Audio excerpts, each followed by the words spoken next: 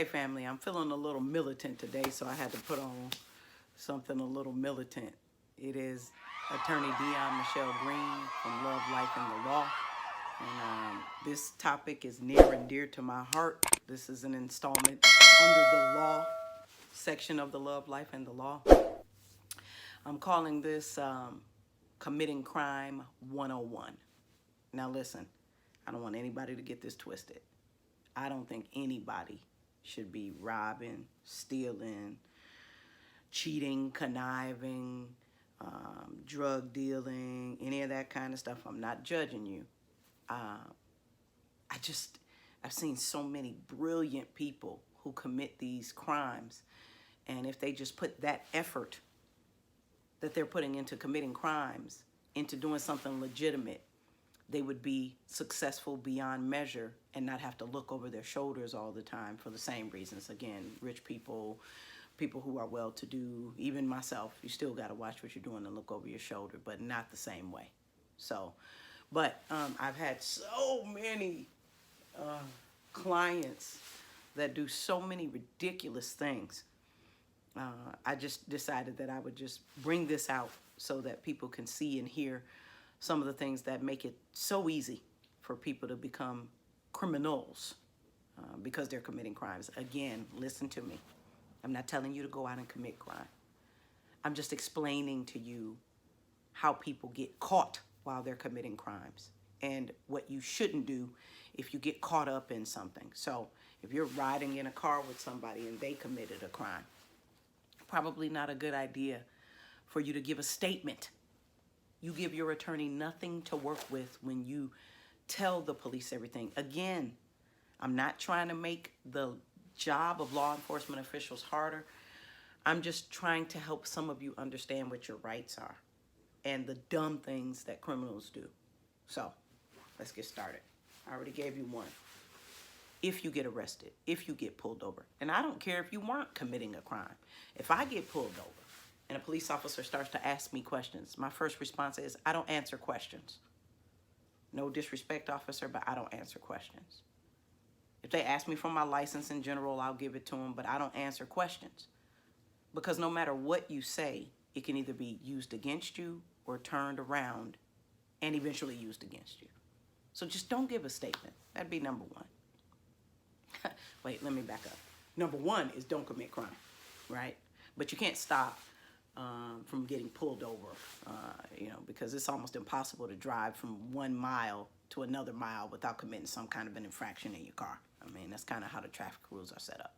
So again, number one is don't commit crime. Number two, if you get pulled over, you get approached, don't answer any questions. Don't give any statements. Don't do any of that kind of stuff. You tell your attorney what happened and let your attorney focus on what you should be doing and when.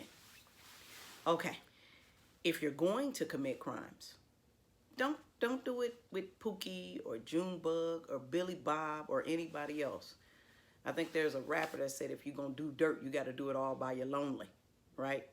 And again, I'm not telling you to commit crimes. All I'm saying is if your friend can't keep your secret from your girlfriend to your baby mama, they probably aren't going to be able to hold water if you all get arrested. I'm just saying. I mean, I think Mike Epps called First 48 snitches. And again, let me take a segue here. I like when people tell the truth. I don't think that when someone kills a 5-year-old or someone's mother gets shot in a drive-by, that there is any allegiance that needs to be owed to the person that did the shooting. I don't see it. I don't think that you are being honorable if you don't tell someone who broke into their house and you're sitting at that other person's house watching the TV that was stolen out of your friend's house up the street. And let me do another segue. Why are y'all stealing stuff from each other in the same neighborhood? Like, you stealing from other people that have as little or less than you have. Why? Why wouldn't you? Again, I'm not telling you to commit crime. But if you're going to do it, why would you do it with the people that are just as broke as you are? against them anyway. That doesn't make any sense to me. But again, you shouldn't be committing crime. I'm going to keep saying that because I don't want y'all to think that I'm telling people to go out and commit crime. If you get pulled over for a DUI and you know you've been drinking, if you still have your wits about you, don't do a breathalyzer. Just don't do it. You don't know what you're going to blow, right, on the breathalyzer. Refuse it. And like me, and then this is honest, I have back and knee issues. When they get, oh, you gotta, I don't drink, just so you guys know. I mean, if I do, it might be a pina colada or strawberry daiquiri for free if I'm at a casino or something, but I don't really drink. So these kind of issues are not the issues that I get into, but y'all do, right? And y'all bring them to me and ask me, well, I got pulled over and, you know, the guy told me that, yeah, it might be all over if I just do a breathalyzer and probably go home. No, baby, you drank a six-pack. You shouldn't have been driving. But now you were, and now you're going to believe, you don't even know him. Why are you going to believe Officer Thomas? You don't know him. He doesn't have your best interest at heart. So if you want to help your attorney, don't take the breathalyzer. Okay, so anyway, but don't drink and drive. That's number one. Again, I'm trying to caveat these things because I want to make sure that you all understand. I'm not telling you to commit crimes, but people do dumb stuff, and so I'm trying to help you deal with the dumb stuff that you do. So if you get pulled over by the police, you don't take a breathalyzer. And what I would tell them, and this is an honest to goodness issue, hey, I have knee and back injuries. I can't do walk in the plank, you know, finger to nose and stand up here. And, you know, there are people that can't even do that when they're sober. So, no, I'm not going to do that. Now, you still going to get arrested. Probably going to lose your license for about a year. Going to mess your insurance up. But you did that to yourself. All I'm telling you is that you give your attorney a lot more to work with if you don't give the police as much to work with. If you're going to be driving around with illegal items in your vehicle, make sure your vehicle is in proper working order. For example, way back when, and I still see people doing this now, if you got an old school car, you know, people might be doing a little drug running or whatever the case may be. Why is your trunk lock popped out? See, that gives the police probable cause to pull you over because it looks like you stole the car, right? How come your headlights don't work? Why are you driving without your headlights on? Why doesn't your tail light work? Why is your back window or front or side window busted? What is going on? How come you haven't had an emissions test done properly in the last 3 years? So you got clouds of smoke coming out the back of your car that are as thick as the smoke that's inside your car when you're smoking whatever you're smoking, right? You can't do that. No, don't. So unless you want to get taken to jail and give them probable cause to be able to do whatever they're going to do, pull you over or whatever they're going to do. And let's just, I'm going to be honest with y'all. I honestly believe that there are a lot of police officers that are just going to do whatever they're going to do no matter what you say or do. But you give yourself a better chance if you don't give them probable cause. Okay? So the next thing would be do what you can to make sure that all your paperwork is right. If you're driving, have a driver's license. Have car insurance. Right? Don't carry drug paraphernalia in your car. Don't smoke marijuana, whatever else you're doing in your car. Because probable cause, right? They pull you over. Now you don't have a license. And they say, oh, what about insurance? Now you don't have an insurance. Now they running all your information. You had to roll the window down. So now they smell the marijuana coming out the car. Now it's all kinds of stuff. They called the K-9 unit. All this is going on, right? Again, that happened to a relative of mine. He wasn't smoking. He had a license. He had insurance. And they still pulled him out and handcuffed this young man for no reason. But when you give them a reason, you're making it much more difficult for the people that are going to be working on your behalf. I hope that's making sense to y'all.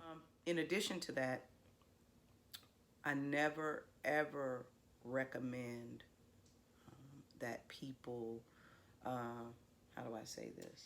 If you did the crime, then you do the time.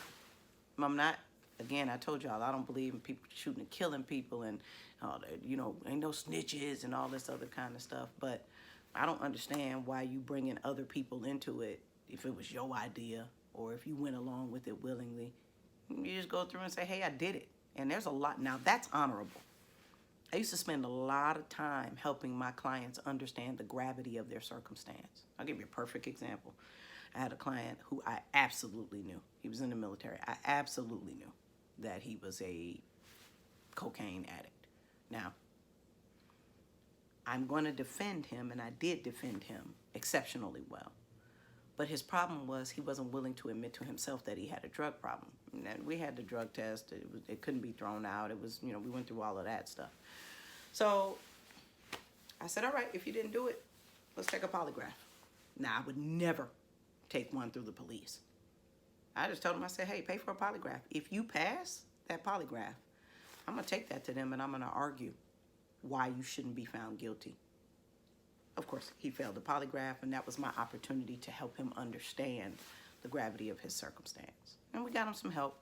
He ended up getting a very minor infraction, and we got him some help. He was a drug user, and the goal is to help him not be a drug user. He hadn't killed anybody. He hadn't hurt anybody. He tested positive on a drug test, and in the military, that's a huge deal, right? Because we carry weapons, right? Or I don't care if you're a chef and you're cooking for 500 people. I don't want you using cocaine while you're cooking for me, because who knows what might happen. So we got him some help, but that was my opportunity to help him understand his circumstance. And his family was behind him and all that kind of stuff. So I'll probably have another installment or two into this series under the law portion of the Love, Life, and the Law. But you got to give your attorney something to work with. You guys expect people to do miracles for you when all you did was give them poo-poo to hold in their hands, okay? Give them something to work with. Don't be your own worst nightmare when it comes to your criminal issues or whatever the case may be. Be quiet. Don't give a statement. Just let the police do their job. They'll do an investigation, and whatever they find is what they find. But the bigger thing is, don't commit crimes. Because I'm going to say this. If you have the ability to run a criminal enterprise, I don't care if it was drug dealing, if you were check fraud, credit card fraud, whatever it was, if you can figure that out, if you can figure out how to do that stuff illegally, you can absolutely figure out how to do something legally that'll make it so that you can live an abundant life. And then the rest of us don't have to be looking over our shoulders wondering whether you coming to steal our car or break in our house or give our kids drugs. It's just the truth. Well, I know a lot about a little and a little about a lot.